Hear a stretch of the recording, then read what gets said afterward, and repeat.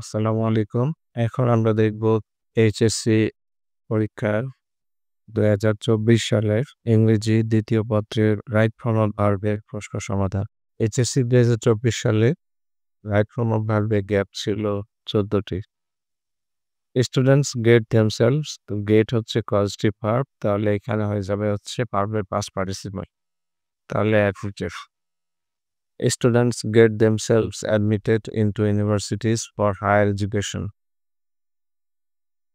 ছাত্ররা উচ্চশিক্ষার জন্য ইউনিভার্সিটিতে ভর্তি হয়। They acquire higher education from two streams. One is public and the other is private. তারা পাবলিক এবং প্রাইভেট বিশ্ববিদ্যালয় থেকে শিক্ষা অর্জন করে, উচ্চশিক্ষা। দ্য প্রাইভেট ইউনিভার্সিটিস, যেহেতু প্রাইভেট ইউনিভার্সিটি প্লুরাল, তাহলে বিভাগ হবে আর। Open to all, but one has to যেহেতু মডাল, তাহলে ফেস যা আছে তাই। মডাল থাকলে ভার্বের base form. Top competition, for যেহেতু প্রিপোজিশন, তাহলে এটা হয়ে যাবে getting, for getting a seat there. The public universities are cheaper in terms of tuition fees. They offer, plural আছে দে, প্রেজেন্ট লিমিটেড, তাহলে যা আছে তাই base form. They offer residential and boarding facilities at subsidized rates. Subsidize মানে হচ্ছে ভর্তুকি, তাহলে পাবলিক বিশ্ববিদ্যালয়ের ভর্তুকি দিয়ে শিক্ষা এবং আবাসিক সুবিধা দেয়।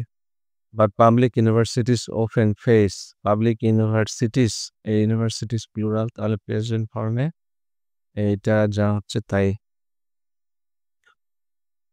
এ নাম্বার অফ প্রবলেমস, একগুচ্ছ সমস্যার সম্মুখীন হয়। স্টুডেন্ট পলিটিক্স এটা শব্দটা থেকে প্লুরাল মনে হলো, এটি মূলত সিঙ্গুলার। তাহলে student politics plays a vital role in যেহেতু প্রিপোজিশন থাকলে ভার্বের আইএনজি। ইন ডেটারিয়েটিং মানে হচ্ছে কোনো অবস্থা খারাপ থেকে খারাপতর করা। দি একাডেমিক এনভায়রনমেন্ট দেয়ার, ছাত্র রাজনীতি সেখানে পড়াশোনার পরিবেশ নিচে নামিয়ে দিচ্ছে।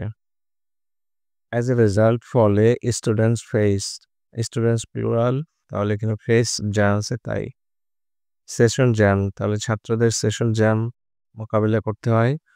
So the conscious and মানিড persons, সুতরাং সচেতন এবং টাকা পয়সাওয়ালা ব্যক্তি যারা রয়েছে তারা কি করে, তাহলে পাই রয়েছে এখানে পরে, এটা তারা কি ইমপ্রেসড, তাহলে এখানে হয়ে যাবে হচ্ছে আর, যেহেতু এখানে পারসনস প্লুরাল আছে তাহলে এটা হয়ে যাবে আর এখানে ইমপ্রেস হয়ে যাবে impressed by the private universities.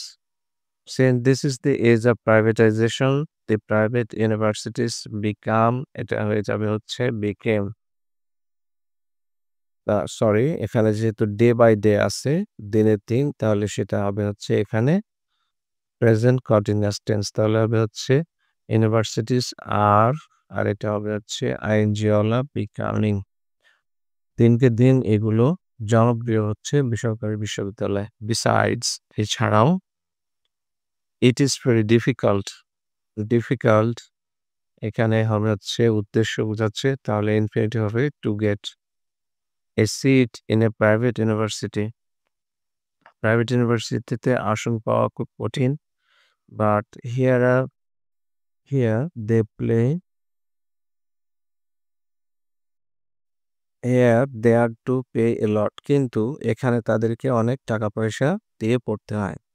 However জানো, the private sectors have some limitations, বেসরকারি খাতের কিছু সীমাবদ্ধতা রয়েছে। ইনফ্যাক্ট, প্রকৃতপক্ষে, দি টু স্ট্রিমস, দুটি ধারার শুড হচ্ছে মোডাল, তাহলে হচ্ছে কি ডেভেলপ, তাহলে এটা হবে হচ্ছে প্যাসিভ ভয়েস হবে, তাহলে এখানে হবে হচ্ছে বি, আর ডেভেলপটা হয়ে যাবে হচ্ছে ডেভেলপের সাথে ইডি। তাহলে এই দুটি ধারায় কি হতে হবে, should be developed in a balanced way, ভারসাম্যপূর্ণ উপায়ে উন্নতি করতে হবে।